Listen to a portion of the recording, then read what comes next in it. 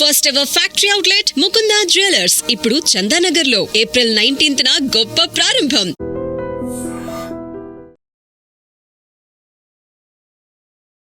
Hello viewers, welcome to I dream exam hub. నేను మీ Pawan sir. Exam hub కార్యక్రమాన్ని మీరు ఎంతగానో ఆదరిస్తూ మీ విలువైన ఇన్పుట్స్ని కామెంట్స్ రూపంలో తెలియజేస్తూ ఈ ప్రోగ్రామ్ని మరింత ముందుకు తీసుకుపోతున్నందుకు నేను మీకు ప్రత్యేకంగా ధన్యవాదాలు తెలుపుతున్నాను. ఇక్కడ ఇన్ని ప్రోగ్రామ్ జరుపుతున్నప్పుడు ప్రత్యేకంగా నీట్ గురించి ఏదైతే అండర్ గ్రాడ్యుయేట్, ఎంబీబీఎస్, బీడీఎస్ లాంటి కోర్సుల్లో ప్రవేశానికై ఏదైతే నీట్ యూజీ ఎగ్జామ్ జరుగుతుందో దాని పట్ల స్టూడెంట్స్కి ఎందుకు అంత ఆసక్తి, 25 లక్షల మంది రాస్తున్న ఈ పరీక్షలో ఎన్ని సీట్స్ ఉన్నాయి, ఏ విధంగా ప్రిపేర్ అవుతే దీనిలో మెరుగైన ర్యాంక్ సాధించవచ్చు అనే విషయం మీద మాట్లాడడానికి మనతో పాటు Sanjeevini medical academy physics head of the department మరియు retired chief engineer doctor Kishan Rao garu ఉన్నారు. వారిని అడిగి తెలుసుకుందాం. ఇన్ ద మీన్ వైల్ సబ్జెక్ట్కి సంబంధించిన డిస్కషన్ వచ్చినప్పుడు ఒక కెమిస్ట్రీ ఫ్యాకల్టీగా నేను కూడా నా ఇన్పుట్స్ ఇవ్వడం జరుగుతుంది. Welcome to I dream exam hub sir. నమస్తే సార్. నమస్తే అండి. సో ఇక్కడ మీరు గత 30 ఏళ్ళుగా నీట్ విద్యార్థులకి ప్రత్యేకంగా ఫిజిక్స్లో ఒక అద్భుతమైన కోచింగ్ ఇస్తూ మంచి మంచి ర్యాంక్స్ వాళ్ళు సాధించే విధంగా డెఫినెట్లీ మీ వంతు ప్రయత్నం మీరు చేస్తున్నారు కదా. అవును సార్. ఈ 25 లక్షల మంది పైచిలుకు విద్యార్థులు ఈ ఎగ్జామ్కి అపేర్ అవుతున్నారండి, నీట్ యూజీకి. అసలు ఎందుకు ఇంత పోటీ విద్యార్థుల్లో, ఎందుకు ఈ ఎగ్జామ్ పట్ల ఆసక్తి ఉందనేది కొంచెం చెప్పాలి సార్ మీరు. అంటే డాక్టర్ అనగానే సొసైటీలో మొదటి నుంచి గౌరవం, స్టేటస్ సింబల్ కూడా. ఏ దేశం వెళ్ళినా కూడా డాక్టర్ అవసరం ప్రతి ఒక్కరికి, ప్రతి సొసైటీకి ఉంటుంది. ఈ మధ్యలో చూసాం మనకి కోవిడ్లో కూడా ఒక దేవుడి తర్వాత దేవుడిలాగా భావించారంతా. అంత క్రేజీ ఉంది కనుకనే, సొసైటీలో గౌరవం ఉంది కనుకనే ప్రతి ఫ్యామిలీలో కూడా ఒక డాక్టర్ ఉండాలనే భావన వచ్చేసింది. దానికోసం ఇంత పోటీతత్వం బాగా పెరిగింది. అందుకే 25 లక్షల మంది విద్యార్థులు, 25 లక్షల మంది విద్యార్థులు రాస్తున్నారు. 1.5 సీట్లు. అవును సార్. అంటే ఇప్పుడు విద్యార్థులు ఎందుకు ఈ నీట్ లాంగ్ టర్మ్కి ఇష్టపడుతున్నారు సార్? అంటే ఈ లాంగ్ టర్మ్ ఇంజనీరింగ్కి అంత క్రేజ్ లేదు. అదే మీరు నీట్కి తీసుకుంటే స్టూడెంట్స్ చాలా మట్టుకి వాళ్ళు లాంగ్ టర్మ్కి వెళ్తున్నారు కదా. అసలు దానికి రీజన్ ఏంటి సార్? ఇంజనీరింగ్ అంటే ఐఐటి సీట్ రాకపోయినా ఎన్ఐటీలు ఉన్నాయి, మిగతా ఇంజనీరింగ్ మనకి టాప్ ఇంజనీరింగ్ కాలేజెస్ ఉన్నాయి. తర్వాత ఏ చెత్త ర్యాంక్ వచ్చినా కూడా సీట్ ఇవ్వడానికి, ఎందుకంటే క్యాండిడేట్స్ కంటే సీట్లు ఎక్కువ ఉన్నాయి. చాలా ఖాళీ ఉంటున్నాయి, ఎత్తేస్తున్నారు. అంటే ఒకప్పుడు ఒక జోక్ ఉండేది ఏంటంటే, ఇంజనీరింగ్ కాలేజ్లో సీట్ అడగడానికి పోతే ఇంజనీరింగ్ కాలేజ్ పర్మిషన్ ఇచ్చారంట. అలా ఉంది. ఆ రకంగా మన రాష్ట్రంలో ఉన్న సీట్లు ఎక్కువే. కరెక్ట్, సీట్లు ఎక్కువైపోయినాయి. దాంతో ఏంటంటే ప్రతి ఒక్కరికి తెలుసు లాంగ్ టర్మ్ కోచింగ్ అవసరం లేదు, ఏదో ఒక ఇంజనీరింగ్కి వచ్చేస్తుంది. ఎందుకంటే ఒకప్పుడు ఒక ఐఐటిలో సీట్ వస్తేనే మంచి జాబ్ వచ్చేదని. ఇప్పుడు ఏ చిన్న కాలేజీలో చదివినా కూడా అందరూ చేసేది అదే సాఫ్ట్వేర్ ఉద్యోగం. అందుకే దాని మీద అంత లాంగ్ టర్మ్కి వచ్చేంత అవసరం పడట్లేదు. ఇక నీట్ కంటే కంపల్సరీగా, ఎందుకంటే ఎఫర్ట్ చేయలేని సొసైటీ చాలా. ఎందుకంటే 1.5 పెట్టింది ఒక సీట్ రావట్లేదు, డొనేషన్లు ఎక్కువ అయిపోయినాయి. అంత కట్టలేక కంపల్సరీగా ఒక 1 lakh ఖర్చు పెట్టుకుంటే 1-2 lakhs ఖర్చు పెట్టేసుకుంటే లాంగ్ టర్మ్ ఏంటంటే వాడు ₹1 కోటి సంపాదించినట్టు, సీట్ తెచ్చుకున్నట్టు. కరెక్ట్ కదా. వాడి లైఫ్ సెటిల్ అయిపోయినట్టు, వాళ్ళ ఫ్యామిలీ మొత్తం ఎలివేట్ అయిపోయినట్టు ఉంటుంది. ఒక సంవత్సరం ఆగడం మంచిదే అంటారు. ఆగడం చాలా మంచిదే. ఎందుకంటే కొంచెం ఇంటర్మీడియట్ చదివేటప్పుడు వాళ్ళకి టైం దొరకదు, అంత గట్టిగా ప్రిపేర్ కాలేరు. ఈ కాంపిటీషన్లో వాడు తెచ్చుకోవడం కూడా కష్టమే. ఎందుకంటే 1 year టైం దొరికిందంటే వాడు లీజర్గా ప్రతి సబ్జెక్ట్ని చదువుకొని తెచ్చుకోవడానికి అవకాశాలు మెండుగా ఉంటాయి. అవును, కరెక్ట్ సార్. ఇప్పుడు మనం బైపీసీ తీసుకుంటే ఇందులో ఎందుకో ఫిజిక్స్ అనేది కొంత ఆడ్ మ్యాన్ అవుట్ అనిపిస్తుంది నాకు. అవును, ఇప్పుడు బయాలజీ, కెమిస్ట్రీ కొద్దో గొప్ప కనెక్షన్ ఉంది, కానీ ఫిజిక్స్ అనేది కంప్లీట్లీ డిఫరెంట్ అయిపోయింది కదా. ఈ ఫిజిక్స్ ఇంప్రూవ్ చేసుకోవడానికి ఏమైనా స్కోప్ ఉంటుందా లాంగ్ టర్మ్లో? ఇంప్రూవ్ చేసుకోవాలంటే ఏ టాపిక్స్ లేదా ఏ చాప్టర్స్ మీద ఎక్కువ దృష్టి పెట్టాలి? వీళ్ళకుండే మ్యాథ్ ఫోబియా ఉంటుంది కదా సార్, అవును. ఆ ఫోబియా అనేది ఏ విధంగా ఈ ఫిజిక్స్ ప్రిపరేషన్ని ఎఫెక్ట్ చేస్తూ కొంచెం చెప్పాలి. అంటే నీట్ ఎగ్జామ్ బైపీసీ వాళ్ళకైనా కూడా మ్యాథ్స్ రిలేటెడ్ క్వశ్చన్స్ ఎక్కువ ఉంటాయి. చిన్న చిన్న క్యాలిక్యులేషన్ అయినా కూడా వాడికి ఏంటి మ్యాథ్స్ చూడగానే భయం కనుక, ఎందుకంటే వాళ్ళకి క్యాలిక్యులేషన్స్ రాకనే ఇబ్బంది. దాంతో ఏంటంటే లాంగ్ టర్మ్ కోచింగ్ తీసుకుంటే స్లోగా చదువుకొని ప్రతి కాన్సెప్ట్ క్లారిటీగా నేర్చుకుంటే ఇది పెద్ద కష్టమేం కాదు. తర్వాత ఏంటంటే మనకి ఫస్ట్ 1-2 months మ్యాథమెటిక్స్ మీద గ్రిప్ వచ్చేటట్టు మ్యాథమెటికల్ ఫౌండేషన్ ఇవ్వాలి. ఆ తర్వాత ఏంటంటే ప్రతి ఒక్క చాప్టర్ నుంచి స్లోగా స్లోగా స్టార్ట్ చేసేసి డెప్త్లోకి తీసుకొని రావచ్చు. యావరేజ్ స్టూడెంట్కి మనకి ఆ ఇంటర్మీడియట్ ప్రిపరేషన్ సరిపోతుంది. ఓన్లీ టాప్ ర్యాంకర్స్కి మాత్రమే ఆ ఐఐటి లెవెల్ క్వశ్చన్స్ చేయిస్తాం. ఎందుకంటే సీట్ రావడానికి మాత్రం మనకి ఎన్సీఆర్టీ బుక్ సరిపోతుందండి. దాంతోపాటు ఏదైనా ప్రాక్టీస్ చేసుకోవడానికి మనకి రకరకాల ఇంపార్టెంట్ చాప్టర్స్ ఏమేమి ఉంటాయి సార్? అంటే కొంచెం సింపుల్గా చదువుకోవడానికి ఎక్కువ వెయిటేజ్ ఉండి, ఆ తర్వాత ఒక 50% క్వశ్చన్స్ బాగా ప్రిపేర్ అవుతాయి. మోడర్న్ ఫిజిక్స్ లాంటి కెమిస్ట్రీకి ఫిజిక్స్కి రెండింటి కామన్ ఉండే కొన్ని టాపిక్స్ ఉన్నాయి. థర్మోడైనమిక్స్ ఒకటి, మీకు మాకు కామన్ ప్రాపర్టీస్ ఆఫ్ మ్యాటర్. తర్వాత ఏంటంటే ఇంకా కొన్ని యూనిట్స్ అండ్ డైమెన్షన్స్, చిన్న చిన్న చాప్టర్స్, ఇండిపెండెంట్ టాపిక్స్ దేనికి రిలేటెడ్ లేని చాప్టర్స్ కొన్ని ఉంటాయి, గ్రావిటేషన్ లాంటివి. తర్వాత heat, optics, mechanics and mechanics, తర్వాత ఎలక్ట్రిసిటీలో మ్యాగ్నెటిక్ ఎఫెక్ట్స్ వాటితోటి. ఇది మిగతా అంతా కూడా కొంచెం అంటే ఒక చాప్టర్కి ఇంకో చాప్టర్కి ఇంటర్లింక్ లేని చాప్టర్లు ఉంటే వాడికి పెద్ద ప్రాబ్లం అనిపించదు. వెయిటేజ్ ఉందా సార్ మరి చాప్టర్స్కి? ఎక్కువ ఉందండి. ఎందుకంటే ఒక 8-9 క్వశ్చన్స్ మోడర్న్ ఫిజిక్స్ నుంచి వస్తాయి, గ్రావిటేషన్ నుంచి ఒక 2-3 క్వశ్చన్లు వస్తాయి, తర్వాత యూనిట్స్ అండ్ డైమెన్షన్స్ నుంచి 3 క్వశ్చన్లు వస్తాయి, ఆప్టిక్స్ నుంచి 5 క్వశ్చన్స్ వస్తాయి. ఇలా ఏంటంటే కొంత హాఫ్ పేపర్ వరకు ఈ వీటితోటి కవర్ అయిపోతుందండి. ఆర్గానిక్ కెమిస్ట్రీ విషయానికి వస్తే, తర్వాత ఫిజికల్ అంటే ఆర్గానిక్ కెమిస్ట్రీలో నేమ్డ్ రియాక్షన్స్ అవి వాళ్ళు బాగానే గుర్తుపెట్టుకుంటారు. ఫిజికల్ కెమిస్ట్రీ విషయానికి వచ్చేసరికి కొంత ఇబ్బంది వాళ్ళు ఫీల్ అవుతారు. ఏది క్యాలిక్యులేషన్ బేస్డ్ చాప్టర్స్ ఉంటాయి కొన్ని, ఎలక్ట్రోకెమిస్ట్రీ అని, కెమికల్ కైనెటిక్స్ అని, ఈక్విలిబ్రియం అని. ఈ క్యాలిక్యులేషన్ బేస్డ్ చాప్టర్స్ ఏవైతే ఉన్నాయో ఫార్ములా సబ్స్టిట్యూట్ చేసి లాగరిథం వాల్యూస్ పెట్టాల్సిన ఉంటాయి, అవి కొంత ఇగ్నోర్ చేసైనా సరే వీళ్ళు ఒక 40 క్వశ్చన్స్ అయితే మా దానిలో ఈజీగా చేయొచ్చండి. కెమిస్ట్రీలో 40 questions and 160 marks is not a big deal in chemistry. So వాళ్ళు ఈ విధంగా ప్రిపేర్ అవుతే నాకు తెలిసి ఏ రకమైన ఇబ్బంది లేకుండా ఫిజిక్స్ కెమిస్ట్రీ బాగా స్కోర్ చేస్తేనే కదా వాళ్ళకి నీట్లో వచ్చేది. ఆర్గానిక్ కెమిస్ట్రీ బాగా చేయవచ్చండి సార్? ఈజీగా ఈ పిల్లలు బాగా చేయగలుగుతారు సార్, ఎందుకంటే వీళ్ళకి మెమొరీ అది ఉంటుంది కదా. అంటే చాలా ఫార్ములాలు గుర్తుపెట్టుకోవాల్సి వస్తుంది, రియాక్షన్స్ అన్ని రియేజెంట్స్ వీళ్ళు చేస్తారు సార్. ఎందుకంటే పోలిస్తే ఒకప్పుడు నేను చదువుకునే రోజుల్లో కూడా గోడ నిండా చార్ట్లు పెట్టుకునేవాడిని. అంటే ఆర్గానిక్ ఎందుకంటే అది కొంచెం తేడా వచ్చిందంటే రియాక్షనే మారిపోతుంటుంది. పర్ఫెక్ట్ చెప్పాను.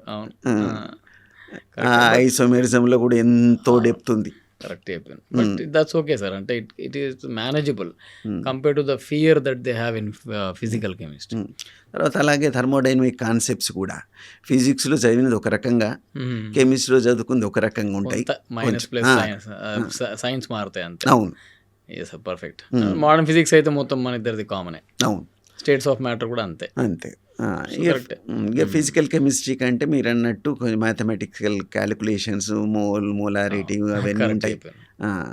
అంటే ఇవన్నీ మేనేజబులే సార్, పెద్ద రిస్కీ ప్రపోజిషన్ అని ఏముండదు. ఇది చదివితే మార్కులు పోతాయి అన్నట్టు ఏం లేదు సార్, ప్రమాణంగా చేసుకోవచ్చు. ఇన్ఫ్యాక్ట్ ఫిజిక్స్ అండ్ కెమిస్ట్రీలో కూడా బయాలజీ లాగానే మ్యాక్సిమం మార్క్స్ తెచ్చుకోవచ్చు. అవును, ఇప్పుడు 720 out of 720 last year first అటెంప్ట్లో 61 మెంబర్స్కి వచ్చింది. అంటే కంప్లీట్ చేసినట్టుగా అన్ని సబ్జెక్టులు బాగానే చేసినట్టు. అంటే ఈ ఫియర్ పోకపోతే సార్ వాడికి 500 మార్క్స్ దాటవు.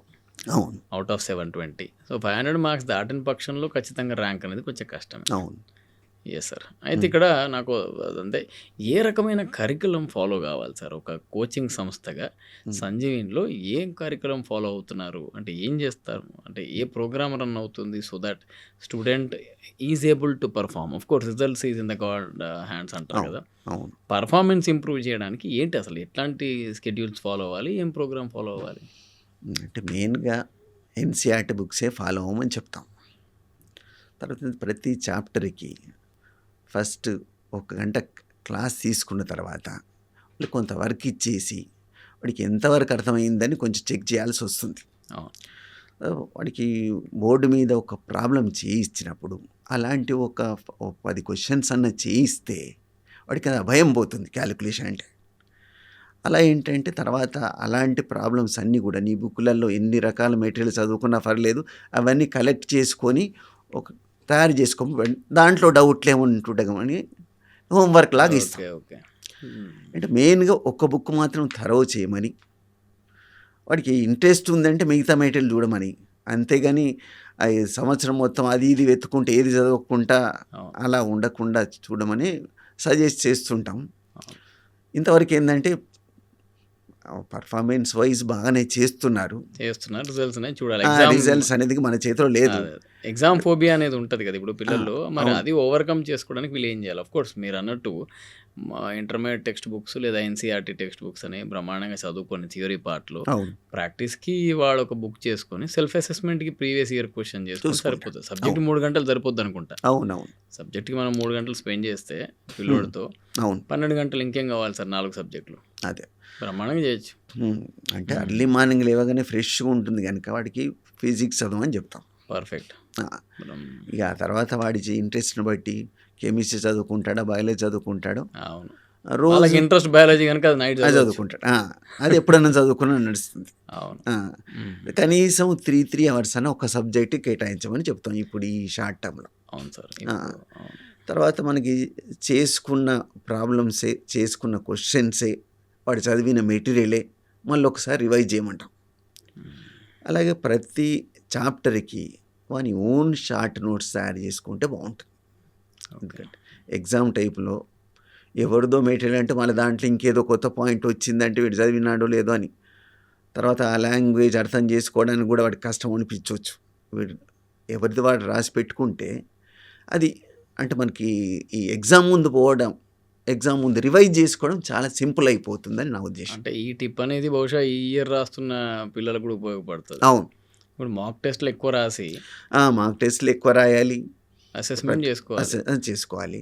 ఒకవేళ వాడు ప్రిపేర్ అవ్వడం కూడా చాలా ఈజీ. ఎందుకంటే నేను చదువుకునే రోజుల్లో కూడా ఒక గైడ్ తెచ్చుకొని ఫస్ట్ ఆన్సర్లు చూడకుండా క్వశ్చన్ పేపర్లు నాకు నేనే చేసుకునేవాడిని, కరెక్షన్ చేసుకునేవాడిని.